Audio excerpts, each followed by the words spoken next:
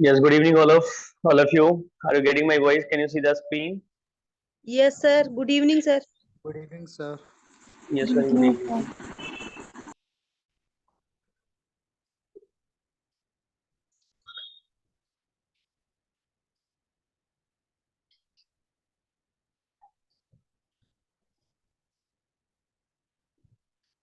देखिए, हम लोगों ने पोइट्री स्टार्ट किया था। पोइट्री के हम लोग अभी जो है 4th पॉइंट में चल रहे हैं।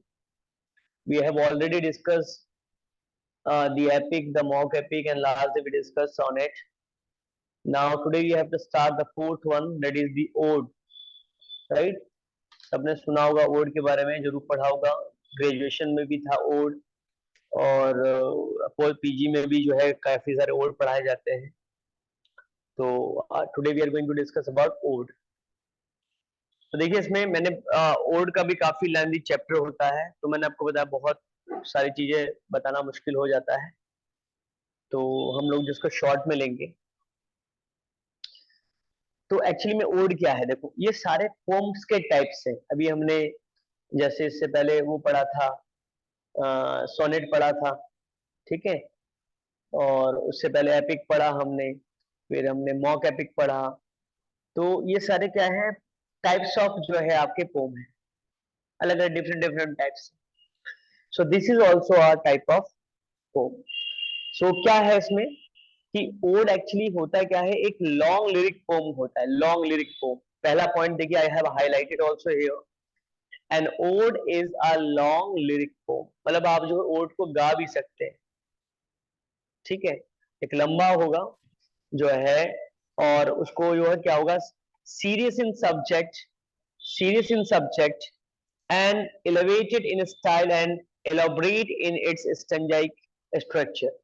इसका मतलब क्या होता है, देखो ये काफी सीरियस चीजें होती है। मान लो किसी की डेथ हो गई, मुझे किसी की याद आ रही है, ठीक है, और उनके याद पे मैंने लिख दिया।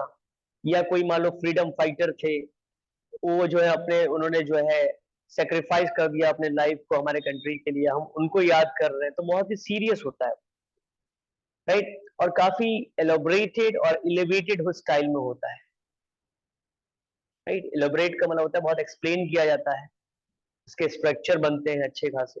वो आगे स्ट्रक्चर के बारे में मैं बताऊंगा आपको, लेकिन काफी सीरियस मैटर होता है। But it is usually in the form of an address to the subject.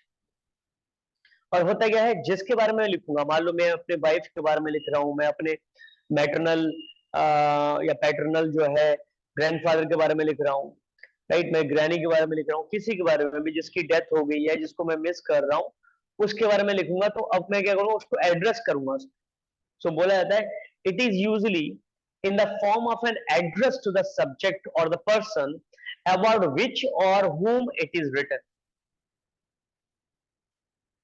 Right. तो मैंने क्या लिखा इसमें, विच, तो मैंने क्या बताया आपको कि एक लॉन्ग लिरिक पोम होगा जिसको हम गा सकते हैं, जैसे सैड सॉन्ग टाइप का होता है ना, सैड सॉन्ग टाइप का, उस टाइप का मान लो कि किसी की याद आ रही है और मैं जो है एक एक गाना लिख दिया, सॉन्ग लिख दिया काफी लंबा सा मैंने, राइट। काफी सीरियस मैटर होगा, एलोबरेटेड होगा, एक्सप्लेन किया होगा। And it is usually in the form of address. Address का मतलब क्या था, संबोधन करना किसी को, कि जिसको भी मैं वहां पे जो है मिस करूंगा, वहां पे एड्रेस करूंगा, वो कोई ऑब्जेक्ट भी हो सकता है, कोई पर्सन भी हो सकता है, कोई सोल भी हो सकता है, कुछ भी हो सकता है, उसको मैं डाल दूंगा उसमें। इसमें कई सारे मैं बताऊंगा आपको जिसमें अलग अलग पर्सन, जैसे रॉबर्ट हैरिक थे, एक पोएट थे, तो उन्होंने बेन जॉनसन के बारे में लिखा, an ode for Ben Jonson, right, an ode for Ben Jonson. एक बेन जॉनसन ने खुद भी लिखा है, उन्होंने एन ओड टू हिमसेल्फ, खुद पर लिखा है। ये पूछा गया एग्जाम में कि who has written an ode to himself, तो बेन जॉनसन, गॉट इट, खुद पर भी लिख देते हैं लोग। या अभी मैंने बताया था रॉबर्ट हैरिक जी ने क्या लिखा था, बेन जॉनसन पर लिख दिया था उन्होंने, किसी पर भी लिख सकते हैं जिसकी याद आ रही है। विलियम वर्ड्सवर्थ ने जो लिख दिया ओड टू ड्यूटी, जैसे टीचर्स लोगों की कितनी टफ ड्यूटी होती है ना, तो भाई ड्यूटी की याद आ रही है, राइट। वैसे तो ड्यूटी को कम ही याद करते हैं लोग, लेकिन ड्यूटी की याद आ रही, विलियम बर्ड्स वाले ओड टू ड्यूटी लिख दिया इसमें, राइट। पीवी शैली में पढ़ाऊंगा, पीवी शैली के बारे में बताऊंगा, तो पीवी शैली ने लिखा ode to skylark, ode to the moon, right, to night, ode to night लिखा, तो ऐसे लिख दिया। जॉन कीट्स जो ज्यादा पूछे जाते हैं, मैं उनके बारे में बात कर रहा हूँ। John Keats to nightingale, right, to autumn, जिसको मतलब वो ऑब्जेक्ट भी हो सकता है, कोई मौसम भी हो सकता है, कुछ भी हो सकता है, राइट, कुछ भी हो सकता है वो। बायरन के बारे में पढ़ाऊंगा, ओड टू नेपोलियन बोनापार्ट के बारे में लिख दिया था, किसी के बारे में भी लिख सकते हैं। तो यही वही यहाँ पे वही है, क्या करेंगे, it is usually in the form of address to an object और पर्सन अबाउट विच और whom इट इज रिटन, जिसके बारे में वो लिखा जाता है। ठीक है, समझ आ गया कि एक लॉन्ग लिरिक पोम होगा, जो हाईलाइटेड उसको याद कर, long lyric poem, it is serious and elevated, elevated you can say in a structure, and it is in the form of address to an object or the person, right, and the ode is of Greek origin। अब देखिए इसके बारे में समझिए क्या कि actual में जो इसका ओरिजिन माना जाता है वो क्या माना जाता है, ग्रीक का माना जाता है। जैसे मैंने आपको बताया था ग्रीस, आपको जो कंट्री, जैसे आप लोग यूनान बोलते हैं, यूनान हिंदी में बोलते हैं, ग्रीस एक कंट्री दिखेगी आपको वर्ल्ड में, राइट, तो वहीं को बोलते हैं ग्रीक। ये जो है ग्रीक ओरिजिन है। It is a series serious and dignified poetic composition, dignified, generally in rhyme and longer than a lyric। It is main characteristics are these। बहुत सारे characteristics होते हैं इसके वजह से। तो यहाँ पे क्या है, the ode is of Greek origin। तो ये पूछा था कि ode start कहाँ से हुआ था, कौन से origin का, कहाँ से ये start किया गया। आगे था लैटिन पोइट पिंडार, ये पिंडारिक वाला देखो यहाँ पे आगे वाला पिंडारिक ओड है, जिसको रेगुलर ओड भी कहा जाता है, इसके बारे में बताएंगे। तो पिंडार का नाम कई बार पूछा जाता है। कहाँ के पोइट थे वो, लैटिन के, लैटिन पोइट थे, उन्होंने इसको इन्वेंट किया था, पोइट को। अब वैसे ये कोई साइंटिफिक कोई गैजेट तो है नहीं, राइट, लेकिन उसके बावजूद हम इन्वेंट यूज कर रहे हैं, क्योंकि इतना ये करना भी आसान नहीं होता था, इस तरह से लिखना उसमें। तो पिंडार आप याद रखो, the Latin poet Pindar invented this form. In the 19th century, John Keats was the greatest writer of ode। देखो मैंने अभी बताया था, कई बार पूछा है कि who has written an ode to nightingale, तो नाइटिंगेल के बारे में कीट्स ने लिखा है। An ode to autumn, autumn का मतलब पतझड़ का मौसम होता है, किसने लिखा, जॉन कीट्स ने लिखा है। ये वाला पूछा गया है ओड ऑन ग्रेशियन अर्न, ये पूछा गया था लास्ट टाइम, भी पूछा गया था, जहां तक मुझे याद आ रहा है 2020 में जो हुआ था, 21 में, ये आपके आईटी का, उसमें ग्रेशियन अर्न।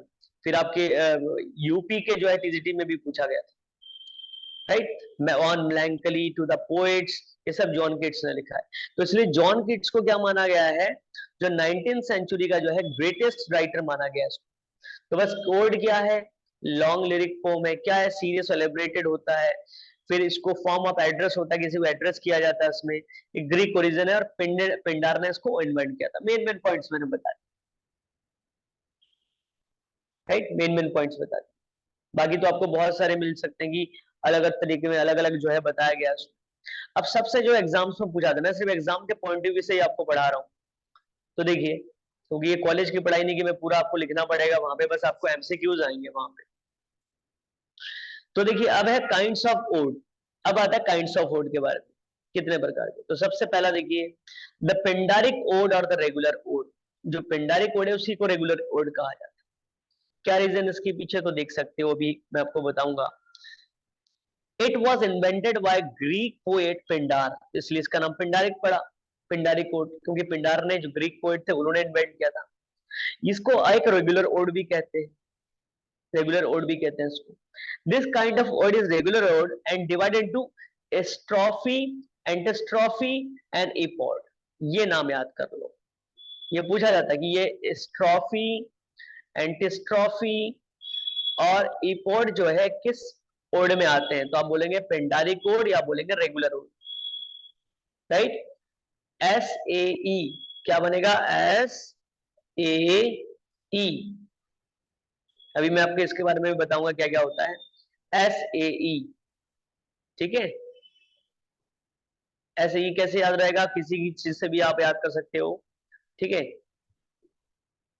समीर जो है इंग्लिश पढ़ाता है ना, एस ए ई,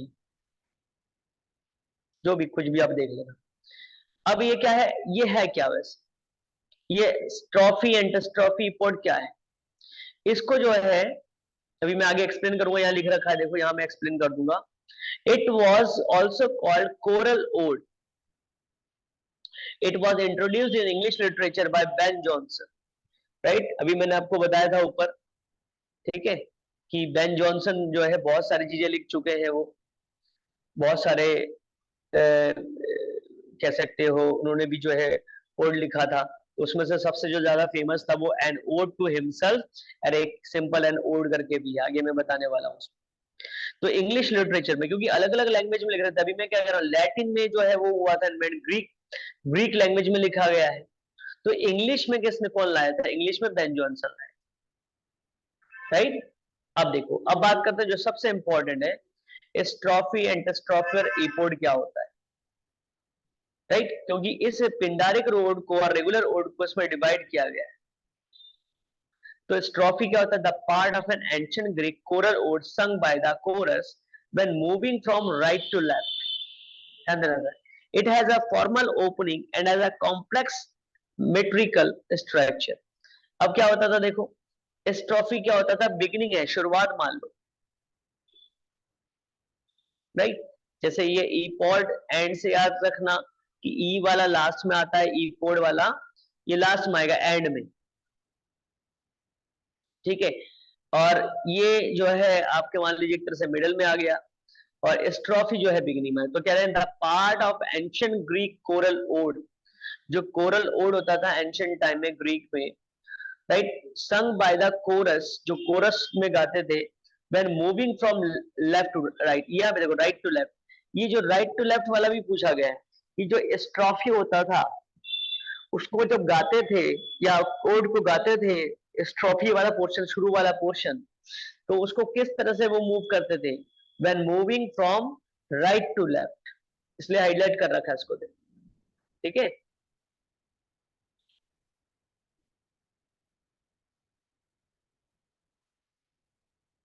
ये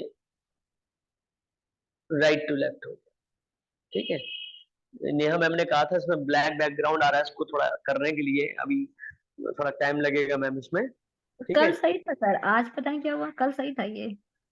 कल सही था ना, पता नहीं बीच बीच में गड़बड़ हो जाता है, हो जाता है आजकल, बहुत सारे टेक्निकल चीजें आती है ना, उसमें पता नहीं लगता क्या होता है। चलिए देखिए, तो ये क्या होगा, इसमें से पूछा गया है कि जो स्ट्रॉफी है वो क्या करते थे, मूव करते हुए गाते थे, और उसमें क्या कैसे मूव करते थे, ये जो है from right to left, right. एक बस एक ही क्वेश्चन पूछते हैं कि स्ट्रॉफी एंटस्ट्रॉफी इपोड कहाँ होता है, कि कौन से वाले जो है ओड में होता है, तो पिंडारी कोड या रेगुलर ओड बोलेंगे, देखो पिंडारी कोड या रेगुलर ओड बोलेंगे।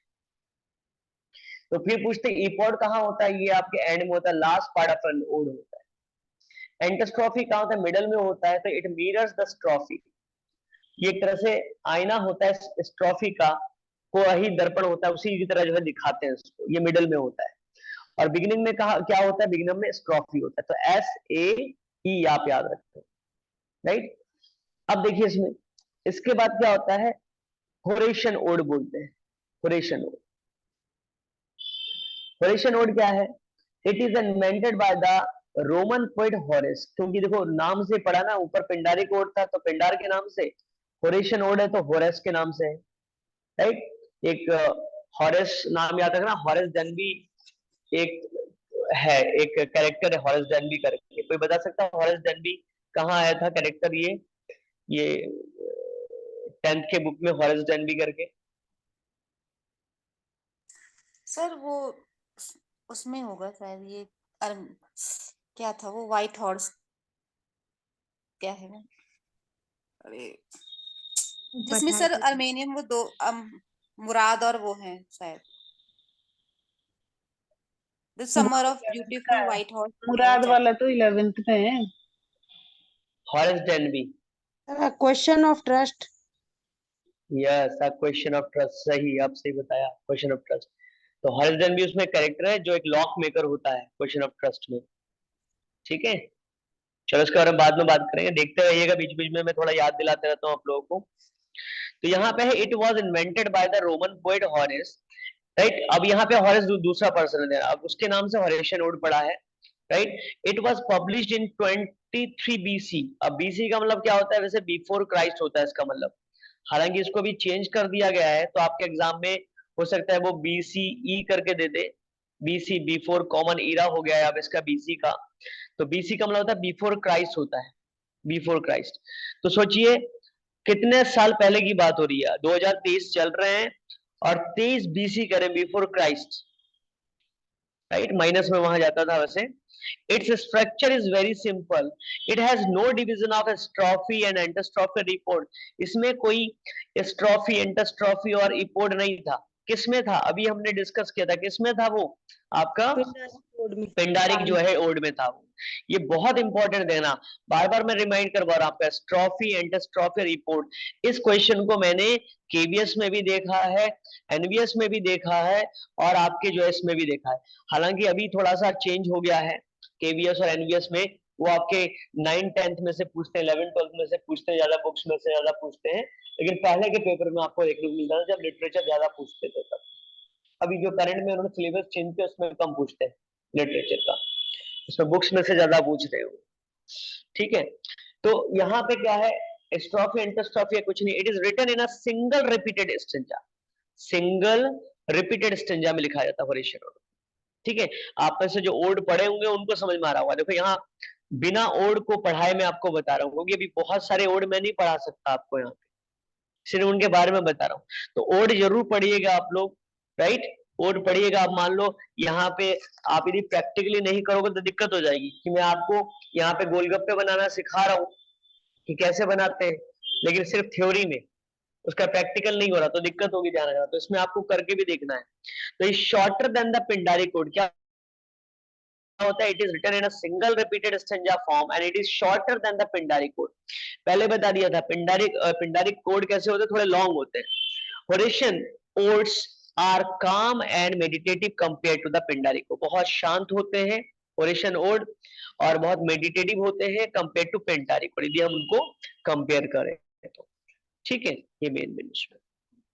तो उसमें हॉरेस नाम याद रखना, 23 बीसी याद रख लेना आप इसमें। ठीक है, और थोड़ा सा यदि कंपैरिजन ये पूछ लेते हैं तो ये शॉर्टर होते हैं उससे, राइट, काम होते हैं, मेडिटेटिव होते हैं पिंडारिक के कंपैरिजन। अब नेक्स्ट देखिए, नेक्स्ट है आपका इरेगुलर ओड और काउलियन ओड। अब ये क्या है, it is an irregular ode, this name was given after the post Abraham Cowley. ये अब्राहम काउली के बारे में भी मैं आपको बताऊंगा।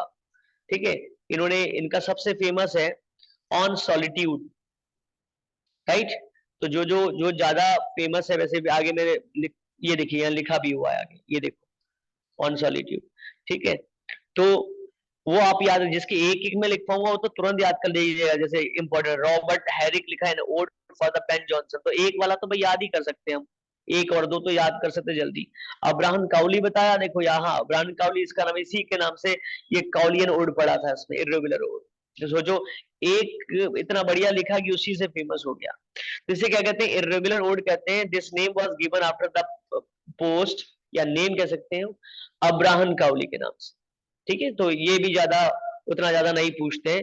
सबसे ज्यादा जो पूछा गया है वो आपका ये पूछा गया, पेंडारिक और रेगुलर ओड को पूछा गया है। ठीक है, अब ये तीन टाइप के हमने ओड की बात कर। अब देखिए इसमें से जो मैं ओड बता रहा हूँ ये सारे देखो great odes and their writers, सारे नहीं है, लेकिन ये ग्रेट वाले हैं। ग्रेट का मतलब जो है अच्छे अच्छे जो लिखे गए थे, जो एग्जाम में पूछा जाता है रिपीटेडली, वही वाले हैं। ठीक है, तो सबसे पहला देखते हैं हम लोग,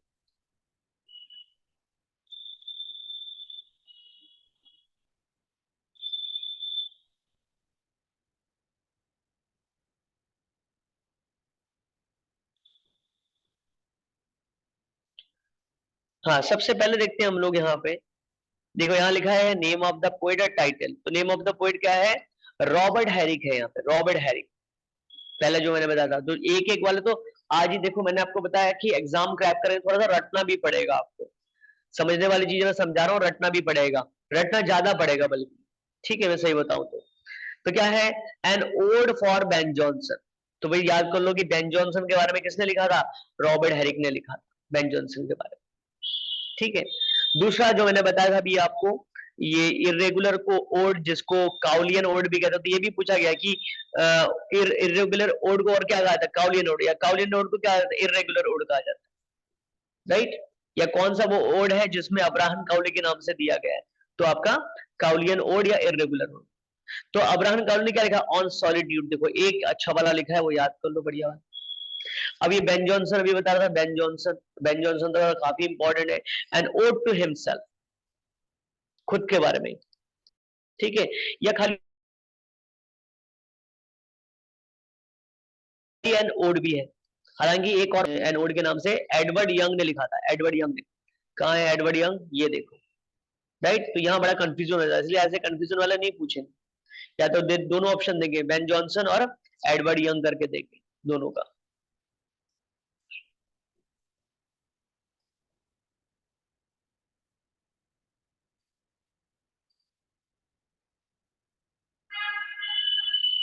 Yes, can you see the screen or not?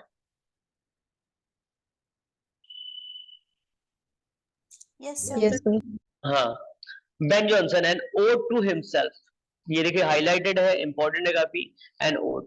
फिर है जॉन डन। जॉन डन ने लिखा है इसमें an ode on hell, Bishop Valentine, a hymn to God the Father. ये सब ओड है, जरूरी कि ओड में ओड नाम आए ऐसा भी नहीं। तो हेल, फिर Bishop Valentine, a hymn to God, God Father, right? इस तरह से उन्होंने जॉन डन ने लिखा था।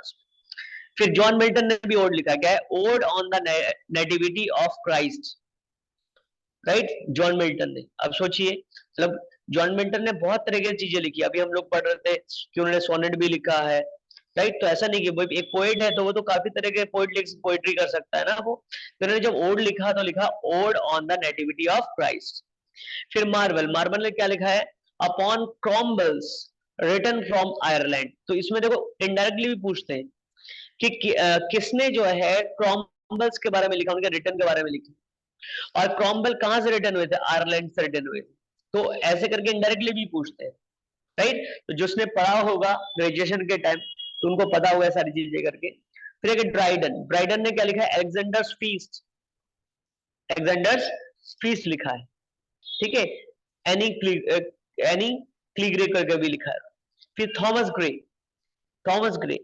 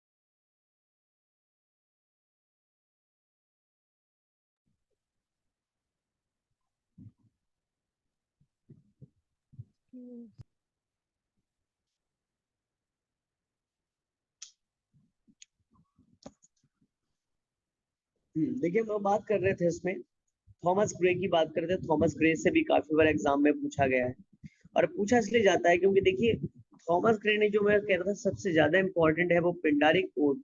तो इन्होंने सबसे ज्यादा पिंडारी कोड में लिखा था। तो हिम टू एडवर्सिटी एडवर्सिटी है, या द बार्ड है जो पिंडारी कोड में लिखा था, द प्रोग्रेस ऑफ पोइसी है जो पिंडारी कोड में लिखा था। इसलिए ऐसे कहा जाता है कि most important writer of the Pindari codes in English, ये पूछा जाता है कि most important writer of the Pindaric code in English, वो थॉमस ग्रे को कहा जाता है, राइट, क्योंकि उन्होंने बहुत सारे जो अपना पोम्स लिखा उन्होंने पिंडारी कोड में लिखा, पिंडारी कोड, इसलिए इनको मोस्ट इंपॉर्टेंट जो है राइटर कहा जाता है। ठीक है, आगे देखिए यहाँ पे आगे है कोलिंस। कोलिंस कोलिंस ने भी क्या लिखा, ओड टू इवनिंग, ये पूछा गया काफी बार, कोलिंस ने लिखा था। या odd on the superstition of the highlands of the Scotland, ये भी उन्होंने लिखा था। तो काफी बार पूछा जाता है ऐसे करके कि सुपरस्टिशन पे किसने लिखा था, तो कोलिंस ने लिखा। जो स्कॉटलैंड का जो है सुपरस्टिशन पे किसने लिखा था, ऐसे इनडायरेक्टली भी पूछते हैं। फिर एडवर्ड यंग ने क्या लिखा था, ओशियन या एनोड, अभी जो मैं आपको बता रहा था कि एनोड जो है वो बेन जॉनसन ने भी लिखा है एनोड करके, लेकिन हालांकि थोड़ा सा टॉपिक अलग था, लेकिन दोनों के ने सेम नेम से लिखा।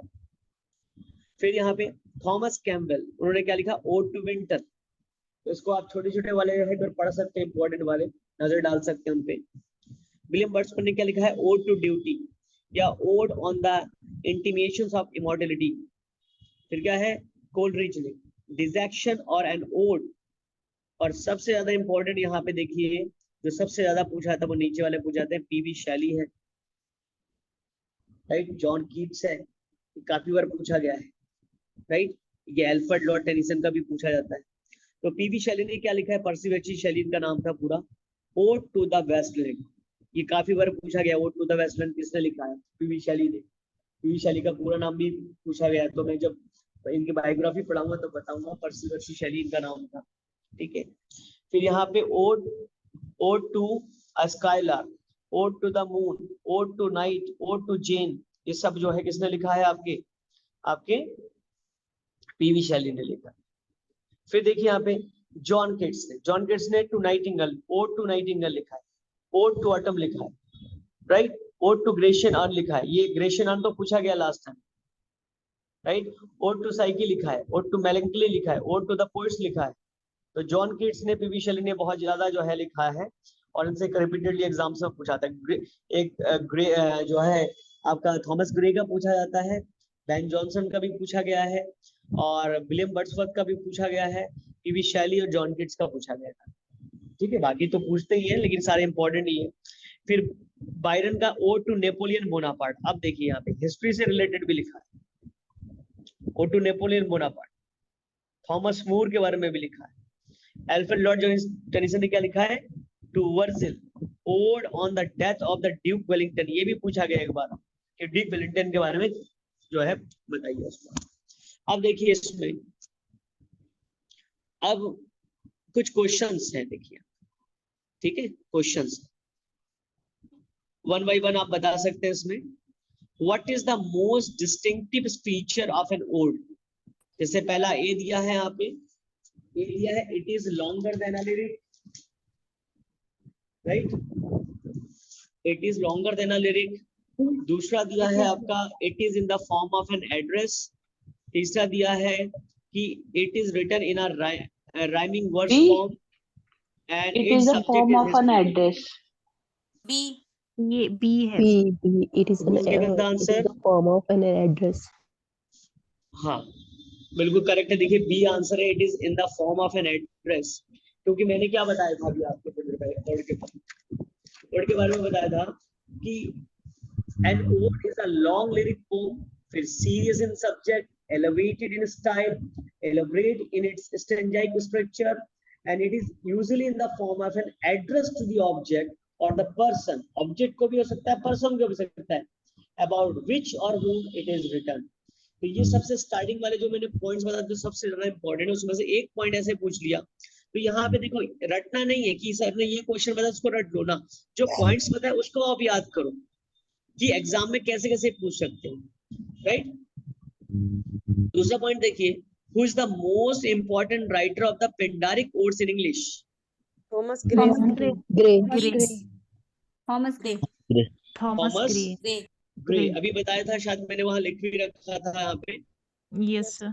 Thomas Gray. देखिए यहाँ पे most important writer of the Pindaric odes, ठीक है, पिंडारिक ओड्स। आगे देखिए, who is the poet who has written an ode to himself? Ben Johnson. Ben Johnson. Is the Ben poet who has Jonson written an ode to himself? Ode to himself किसने लिखा था? Ben Jonson Ben Jonson. Ben Jonson. अभी हमने बात किया था, खुद के बारे में लिखा था बेन सर जॉनसन। आवाज क्लियर नहीं आ रही है।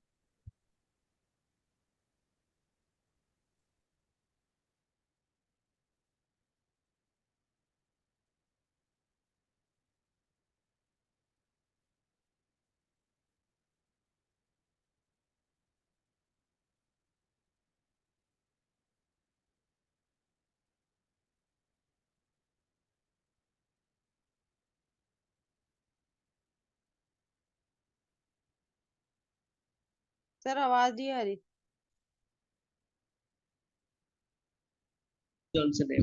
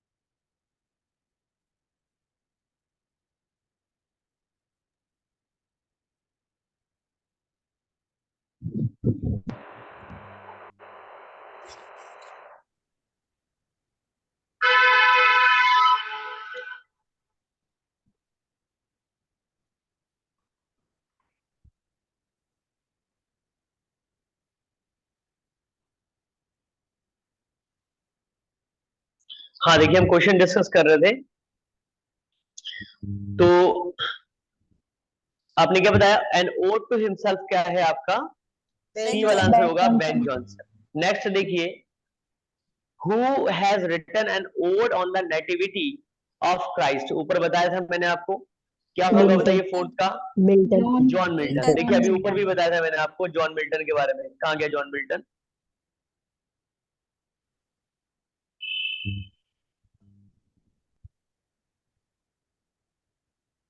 हाँ ये देखिए, राइट, मैंने इंपॉर्टेंट में लिख भी रखा है इसमें, राइट। ये देखिए जॉन मिल्टन का, ये हो गया इसमें।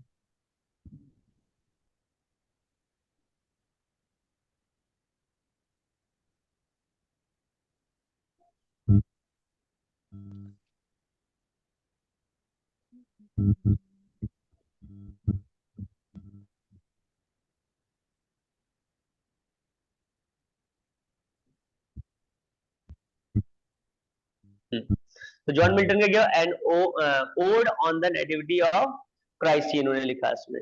ठीक है, आगे देखते हैं हम लोग।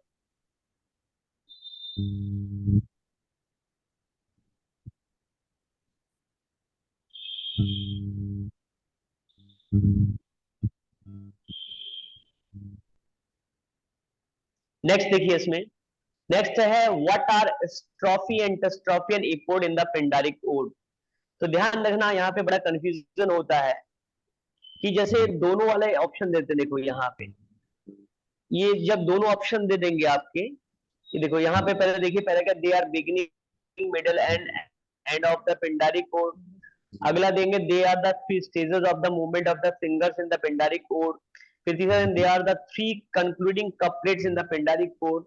दे are the name of the singers. तो देखो नेम वाला सिंगर्स वाला ये तो कैंसिल हो गया, यहाँ बड़ा कंफ्यूजन होता है। तो ध्यान रखना, जब वो थ्री स्टेजेस दे देंगे, स्टेजेस, तो आप यही वाला करेक्ट करेंगे, आप इसको करेक्ट नहीं करेंगे। ठीक है, तब आपको यही वाला करेक्ट करना है, three stages of the movements. Movements अभी मैंने बताया था ना आपको, राइट टू लेफ्ट जाकर उसको गाते हैं, राइट टू लेफ्ट जाकर। तो जब three stages of the movement देंगे वो, राइट, तब आप उसको करेक्ट करेंगे, उससे ध्यान रखिएगा, राइट। तब आप इसको करेक्ट नहीं कर सकते, beginning middle and of the Pindaric code. जब ये वाला नहीं होगा तब आप कर सकते हो, क्योंकि इसको ज्यादा करेक्ट माना जाता है, three stages of the movements को। कई बार एग्जाम में दिया है तो बच्चे अधिकतर मिडल, बिगिनिंग, मिडल और एंड करके आ जाते हैं, क्योंकि वहां वो सीरीज में ही रखा हुआ है उसको, राइट। स्ट्रॉफी पहले आता है, फिर एंटस्ट्रॉफी, फिर एपोड आता है। और मैंने आपको बताया भी था कि बिगिनिंग में आता है या मिडिल में आता है, एंड में। लेकिन यदि 3 स्टेजेस ऑफ द मूवमेंट देंगे, आप उसी को करेक्ट करेंगे, ध्यान रखिएगा। तो क्लियर है, बी करेक्ट क्यों है इसका? इज इट क्लियर और नॉट? हाँ, इसमें कंफ्यूजन नहीं होना, ध्यान रखना। पहले आप इशू की याद करोगे, 3 स्टेजेस ऑफ मूवमेंट है, कई बार एग्जाम में दिया है, ठीक है, एस्ट्रोफी, एंटोस्ट्रोफी और ई पॉडकास्ट, राइट, और अलग अलग भी पूछते हैं। आगे देखिए, आगे है how many times the series of strophe, antistrophe और epode are repeated in the Gray's Pindaric ode, जो थॉमस ग्रे ने लिखा था। अब आप लोगों ने शायद ना पढ़ी हो उसको, तो उसमें दिया है कि how many times the series of strophe, antistrophe and epode are repeated in the Gray's Pindaric ode. तो ग्रे ने, जो थॉमस ग्रे ने पिंडारी कोड लिखे हैं, राइट, थॉमस ग्रे ने जैसे लिखा है हिम टू एडवर्सिटी, फिर लिखा था बार्ड, उन्होंने पिंडारी कोड में लिखा था। और बहुत इंपॉर्टेंट है, ध्यान रखना, मैं बार बार रिपीट कर रहा हूं, द बार्ड और द प्रोग्रेस ऑफ पोएसी, ये दोनों उन्होंने जो है थॉमस ग्रे ने लिखा था और पिंडारी कोड में लिखा था। तो उन्होंने कहा, जब उन्होंने पिंडारी कोड में लिखा था, राइट, तो उसमें उन्होंने क्या किया, ये जो सीरीज है स्ट्रोफी का, एंटोस्ट्रोफी का, एपोड का, कितने बार रिपीट किया था उन्होंने, कितने बार रिपीट किया था? तो शायद मैंने ऊपर बताया नहीं है अभी, क्योंकि उनके बारे में डिटेल मैंने बताया नहीं। तो कोई, किसी को अंदाजा है कोई, क्या हो सकता है आंसर? सर 3 या 6 में से होगा सर। 3 या 6 में से होगा। अच्छा, बिल्कुल सही। देखो, आप कैसे याद रखोगे, जैसे स्ट्रोफी, एंटोस्ट्रोफी, इपोड, ये 3 मूवमेंट्स हैं आपके, 3 स्टेजेस ऑफ द मूवमेंट्स हैं, और उसको उन्होंने 3 टाइम्स ही रिपीट किया है, राइट। और मुझे आपको पता है कि हमारे जो है हिंदूज में 3 टाइम्स को, 3 को बहुत अच्छा माना जाता है ना, किसी 3 बार हम लोग करते हैं उस चीज को, तो इसलिए जो है 3 टाइम्स ऐसे याद कर लेना। वैसे तो हम लोग बचपन में बोलते थे 3 तिगाड़े काम बिगाड़े ना, लेकिन यहाँ पे अच्छे से लेंगे, पॉजिटिव से। अगला देखो, अगला है who is the author of the Alexander's feast. Alexander's feast को किसने लिखा है? अलेक्जेंडर फीस्ट को ड्राइडन।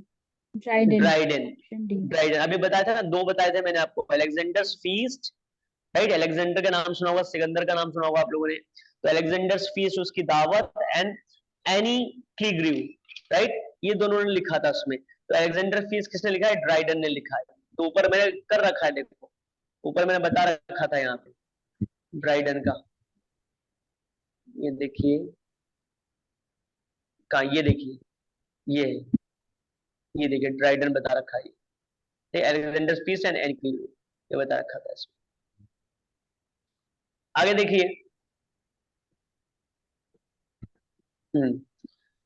आगे है who celebrated Cromwell's return from Ireland through an ode. अभी बताया था मैंने आपको कि इनडायरेक्टली भी पूछ लेते हैं, डायरेक्ट भी पूछ लेते हैं वो। Marvel. वेट, कहाँ चला गया पेन? पेन गायब हो जाता है इसमें से, पता नहीं। वेट,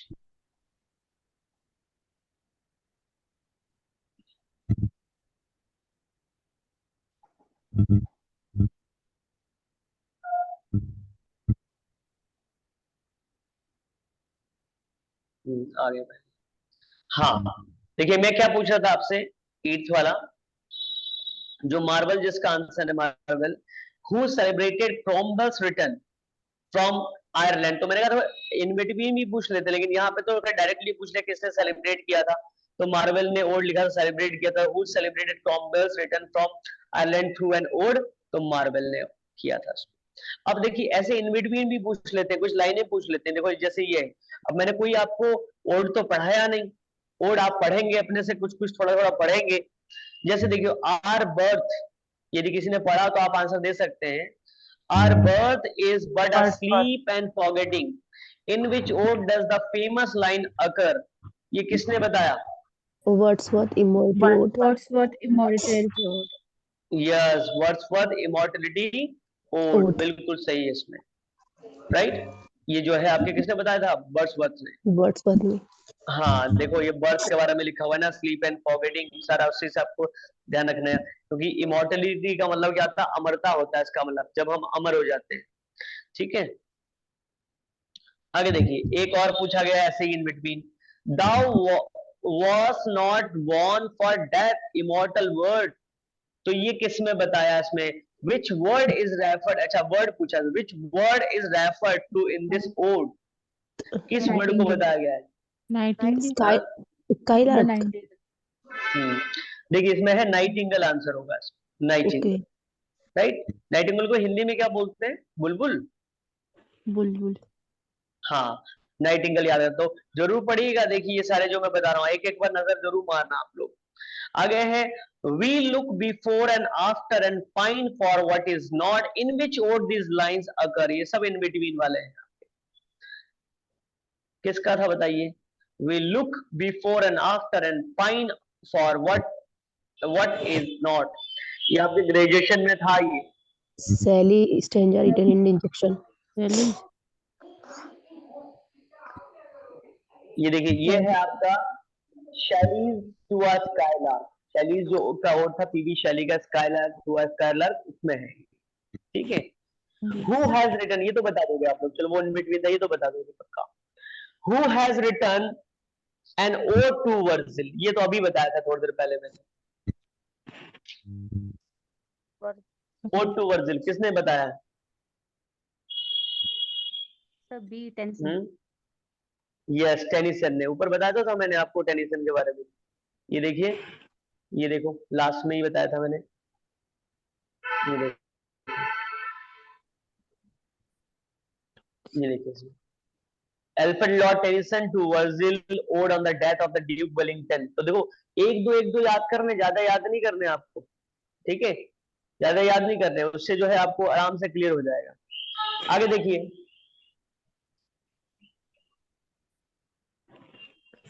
आगे है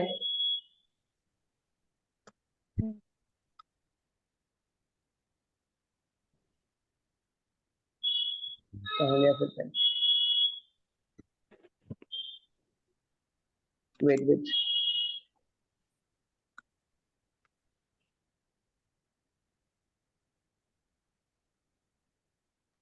हाँ आगे देखिए इसमें आगे है हु मॉन्स, मॉन्स का मतलब है शोक मनाना, the death of the Duke Wellington in the form of the odd.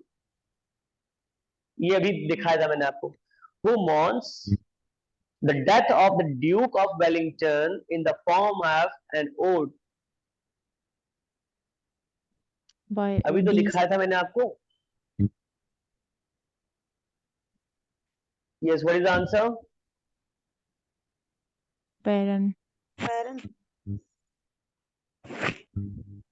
Tennyson. अभी बताया था थोड़ी देर पहले, बताइए अभी बताया था ना मैंने, टू वर्जिल और दूसरा था टेनिसन का odd on the death of the Duke Wellington. तो उसी को थोड़ा घुमाकर पूछा है इसमें, राइट, टेनिसन आंसर हो जाएगा।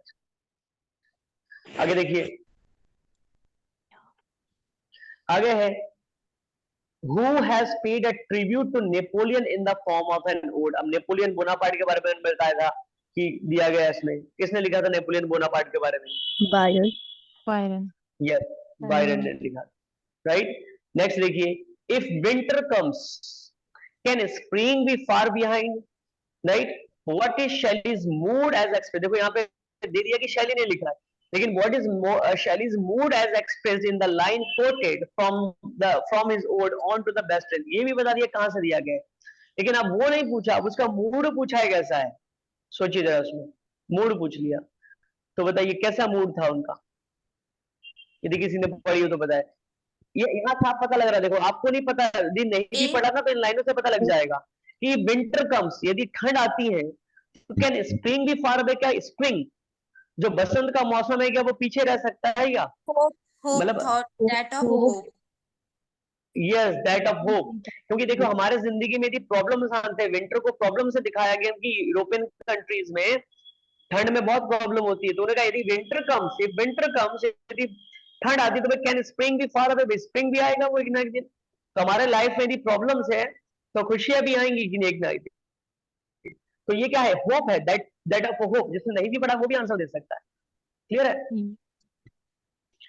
आगे देखिए, आगे है I change comma but I can't die, मैं बदल सकता हूं लेकिन मर नहीं सकता। कितनी बड़ी बात देखो, राइट? तो who says this in one of Shelley's odds, शैली का एक ओड है, उसमें ये कौन कहता है कि आई चेंज, मैं बदल सकता हूं, बट आई कांट डाई, मैं मर नहीं सकता। अब इनको ध्यान से देखो, इसमें से आप बता दोगे देख के कि वेस्ट कौन विंड। सी वो है यहाँ पे जो द वेस्ट Bird. नहीं, इसमें है क्लाउड। क्लाउड। क्लाउड एक्चुअल में देखो, Cloud. क्लाउड में क्या होता है, इसमें आपने पढ़ा ना, वाटर साइकिल पढ़ा है आप लोगों ने साइंस में कभी? yes, जैसे बादल कैसे बनते हैं, बारिश होती है, राइट, फिर वो नदियों में गिरता है, फिर दोबारा से जो है वो बादल बन जाते हैं, तो ये चलता रहता है। वो कहता है मैं बदल सकता हूँ, आई चेंज, मैं बदलता हूँ, बट आई कैन डाई, मैं मर नहीं सकता। कभी बादल कह रहे हैं मैं मर नहीं सकता। मैं पानी बन गया, नीचे आ गया, फिर पानी से भाप बन गया, ऊपर चला गया, फिर बादल बन गया। ठीक है, ऐसे वाले बोलता है वो। तो आप लोग पढ़िएगा, मजा आएगा वैसे ही। आगे, fled is that of music, do I wake or sleep, which ode of Keats ends with this line. आपका एंड वाले लाइन को किसका है ये बताओ, जॉन कीट्स ने लिखा है। मेलनकली। melancholy हाँ? to sight. नहीं, यहाँ पे है टू नाइटिंगेल है, to nightingale. Music to the ठीक है, टू music. नाइटिंगेल। हाँ, चलिए, अब मैं कुछ सर ओरली लाइन पूछता कैसे हूँ, याद आप होगी, ये तो नोट बड़ा करना चाहे तो नोट कर सकते हैं, लाइन के लिए तो राइट? सारा पड़ेगा। हाँ, देखिए, एक क्वेश्चन लिख सकते हैं, मैं पूछ रहा हूँ आप लोगों से orally. Who has written an ode to Thomas Moore? Who has written an ode to Thomas Moore? Option दूं क्या? A Byron, B Keats, C Shelley, D Wordsworth. किसने लिखा है ये? Byron. बायरन ने लिखा। बायरन। बिल्कुल, बताया था ना, उन्होंने क्या लिखा था, एक ओड टू नेपोलियन बोनापार्ट, बताया था मैंने आपको, और दूसरा लिखा है टू थॉमस मूर। तो टू थॉमस मूर वाला पूछ लिया। एक और पूछता हूं, चलो दूसरा लिखेंगे आप। Who has written an ode for Ben Jonson? ये तो मैंने स्टार्टिंग में बता दिया था आपको, But an Herrick, ode for Robert Ben Herrick. Jonson. Robert Herrick. Robert Herrick. हाँ, रॉबर्ट हैरिक, सबसे पहला वाला मैंने बताया था आपको, राइट, रॉबर्ट हैरिक। अगला है, ये भी लिख सकते हो आप चाहो तो, सिंगल कॉमा में, क्योंकि ये लाइन है। दाउ स्टिल अनरेविज्ड, दाउ, THOU, दाउ, दाउ का मतलब तू होता है, ध्यान रखिएगा, तू ना, हम लोग खुदा के लिए भी यूज कर लेते हैं। तो दाउ, THOU, thou, thou still अनरेविज्ड, UNRAVISHED, unravished, bride, BRIDE, bride of quietness, right? Quietness, QUIETNESS, quietness, right? What is Keats pointing to in this line? वो किसको पॉइंट कर रहा है वो, राइट? ए ऑप्शन है मेलंकली, दूसरा है साइकी, तीसरा है pictures of a maiden pointed painted on the Grecian urn, और डी है ग्रेशियन अर्न। यदि किसी ने आपने पढ़ा हो तो जरूर बता देंगे इसका आंसर। Grecian urn. हाँ, ग्रेशियन अर्न में है ये, राइट, ग्रेशियन अर्न में था, एक डिजाइन बना हुआ होता है उसमें, उसमें है ये। तो देखो, आपने देखा इन बिटवीन भी पूछ लेते हैं, वो इन बिटवीन भी पूछ लेते हैं, ठीक है। तो यहां से आप जो है स्क्रीनशॉट ले लीजिए। ये देखिए, सारा लर्न करना है आप लोगों को, मैं धीरे धीरे करके वर्क बढ़ाता रहूंगा आपको, अभी मैं ज्यादा वर्क नहीं दे रहा हूं आप लोगों को, ठीक है। तो ये ज्यादा लोड डालते हैं तो फिर स्टूडेंट छोड़ देते हैं क्लास से कि नहीं सर हमसे याद नहीं हो रहा, ये नहीं। तो सैटरडे संडे 2 दिन याद करने को मिलता है आपको, सारा याद करेंगे। First page, second page,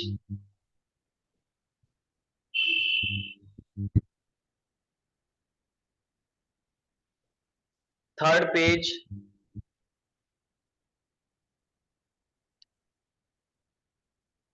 third page,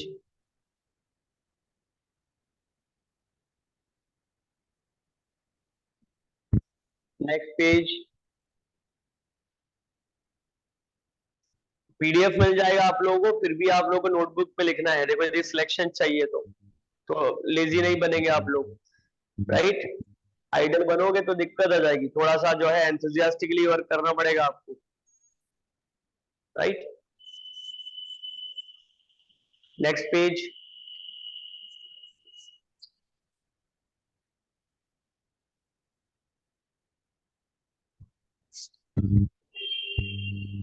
next page,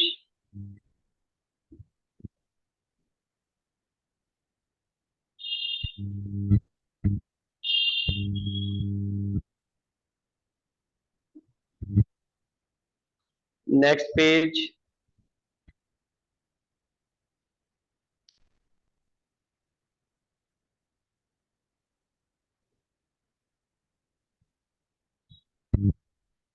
हाँ बस ये लास्ट है। अच्छा ये बताइए, अभी सर का कॉल आया था, आप लोगों ने जो लॉगिन किया था वो सेम जो है लिंक से किया ना, जो एवरीडे करते हैं आप लोग? Yes sir. Yes sir. तो अभी आप में से किसी का जो है डायरेक्टर सर के पास कॉल गया था कि जो है लिंक कोई चेंज कर दिया सर ने? नहीं सर। No. नहीं तो नो अच्छा, सर। अभी सर का कॉल आया था कि जो सर कह रहे हैं कि मैंने लिंक चेंज कर दिया है, ठीक No, है। sir. हाँ सेम लिंक से ही हम लोगों ने किया है ना। चलिए तो देखिए थोड़ा सा इसमें लर्निंग वाला है, लर्निंग वाला है। और अभी मैं आप लोगों को अरेंजमेंट कर रहा हूँ, अभी एक्चुअल में हो नहीं रहा है। मैं आपको मूवी कुछ स्टोरी दिखाऊंगा, क्योंकि आपके एग्जाम्स में देखिए लर्निंग वाला और कुछ जो वीडियो में दिखाऊंगा आप लोगों को, तो उसको देखकर भी काफी सारी चीजें आपको याद हो जाएंगी, ठीक है। तो इसमें मुश्किल हो रहा है, पता नहीं जूम में दिखाना मुश्किल हो रहा है, तो कुछ करेंगे, देखते हैं नेक्स्ट टाइम। तो उसमें मैं आप लोगों को जो वीडियो भी दिखाऊंगा, खासकर जब सर अगर है तो वीडियो का लिंक शेयर कर लीजिए, हम लोग अपने आप देख लेंगे, अगर इसमें नहीं पॉसिबल है हाँ तो। हाँ चलिए, हाँ सारी चीजें करेंगे, ठीक है। हाँ वो उसमें भी शेयर कर देंगे वो आपको, लेकिन सिलेक्टेड वाले जो जेन्युइन वाले हैं, जो एग्जाम्स के पॉइंट ऑफ व्यू से इंपॉर्टेंट होगा, क्योंकि लॉन्ग लॉन्ग वीडियोस नहीं देखने हैं आपको, बिल्कुल भी शॉर्ट वीडियोस देखने हैं। और जो आपके एग्जाम के पॉइंट ऑफ व्यू से जो कैरेक्टर के नेम्स है, कहीं पे लाइंस है, वो सारी चीजें देखनी है आपको, ठीक है। तो नेक्स्ट टाइम मैं देखता हूँ, फिर अरेंजमेंट करते हैं। वैसे मैं दिखाने की कोशिश करूंगा, क्योंकि मुझे कई सारी चीजें एक्सप्लेन भी करनी है उसमें, तो आप लोग पढ़ लोगे तो मैं एक्सप्लेन नहीं कर पाऊंगा ना, देख लोगे तो जो खाली देखनी होंगी वो मैं आपको सेंड कर दूंगा, जो सिर्फ देखने से काम चल जाएगा, जहाँ एक्सप्लेनेशन की जरूरत नहीं है, ठीक है। तो कल मिलते हैं हम लोग सेम टाइम, ठीक है। और इसको लर्न कर लेना आप लोग, ठीक है। Thank you all of you, nice meeting, good night, take care, thank you sir. Thank you, Thank you. Thank you, thank you.